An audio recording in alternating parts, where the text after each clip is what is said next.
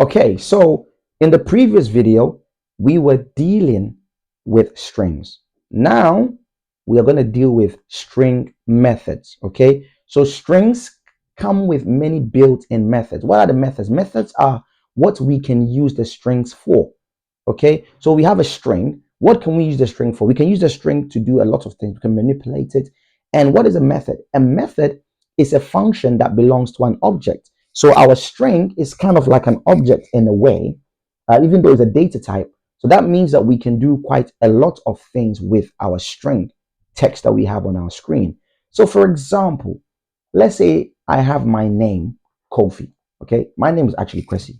So let me start using Kwesi. Okay, so and I wanted to make Kwesi become all capital letters. It's quite simple.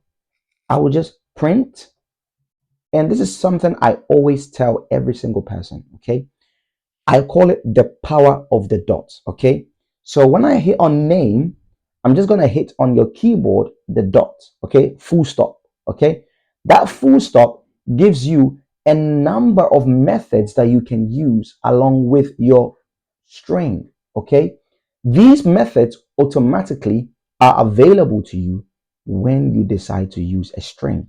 So in this particular case, we have Kwesi, and Kwesi has it's a string variable, and that variable, the first method we want to try out is upper. Okay, usually we run functions with this circle brace. Okay, we run functions with this circle brace.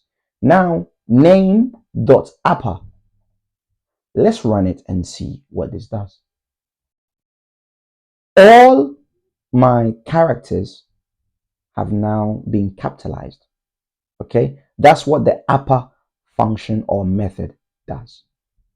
So anytime you have a string, a piece of text, and you want to make that text capitals, you would use the keyword upper.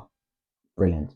Now, what we want to do now is we want to make it a lowercase. Well, the string method also comes with some lowercase methods, things like lower. Okay, what lower does is that it would automatically make all the characters in here become small letters. Let's try that and see. Press it. Beautiful. Amazing. Okay, so that is how you use lower, and that is how you use upper. Okay, so upper makes all our characters become capitals. Lower makes all our characters become small.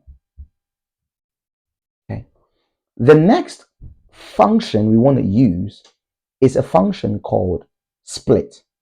Okay, now again, that split function, right, we can call that split function again by just putting in split here. What that split function does is that it separates a string into parts. Okay, now under the hood there is a type of data type that you're going to come across probably later on, and it's called an array. An array allows us to store things like a list. Okay, for example, you can store a list in there. So I'm going to show you how that works. Okay, so what I'm going to do now is I'm going to print out this data type.py. Can you see here? Anytime you use the split function, it automatically creates an array out of whatever text we have. Now, it's only have one text because we only have one kind of word inside our string. But let's say, for example, we have Cressy is a good guy,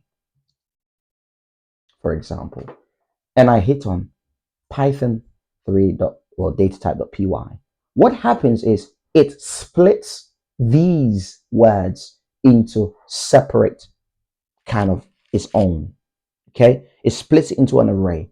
Now, to access an array deals with indexes. Okay, so if I wanted to have access to these kind of words that I have in my name variable now, I can actually access them one by one.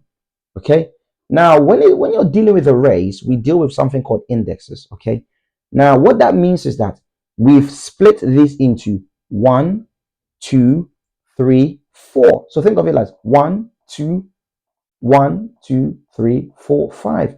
Now, I don't know who developed arrays. I'm sure it's a brilliant guy. But one of the things I discovered when I was first doing array is that you actually do not count from 1. You actually count from 0. Okay.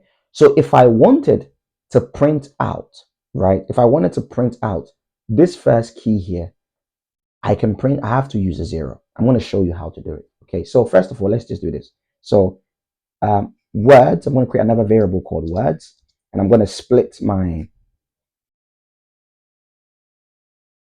set my thing in like this. So split. Cool. Now words now contain all my words, okay, divided or split into different kind of on its own.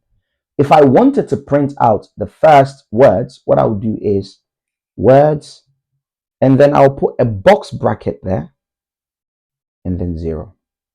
What this would do is it will print out the first word in my variable.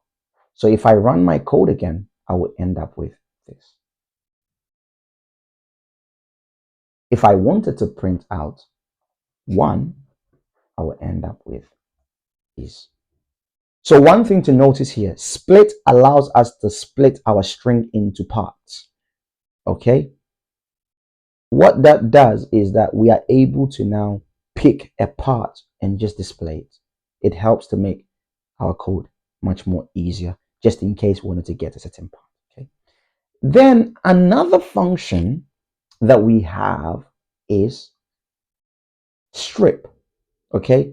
Now the strip function, it removes unwanted spaces.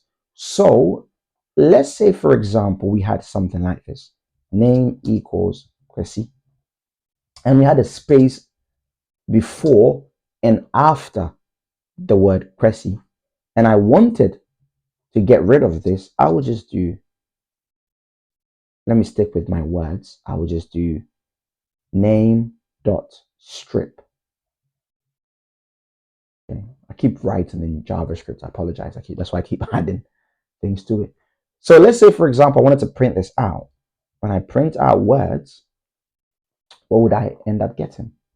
It gets rid of all the spaces that I had before and after. Okay. Let's say, for example, we had a space in between. Let's see if it gets rid of that space also. That space is not going rid of. It just removes unwanted spaces. That it doesn't recognize that the space in between needs to be removed. They just think of it, because remember that space itself is a character. Okay, so that's what the strip does for us. Okay, we'll cover more on these kind of methods a bit later on. Okay,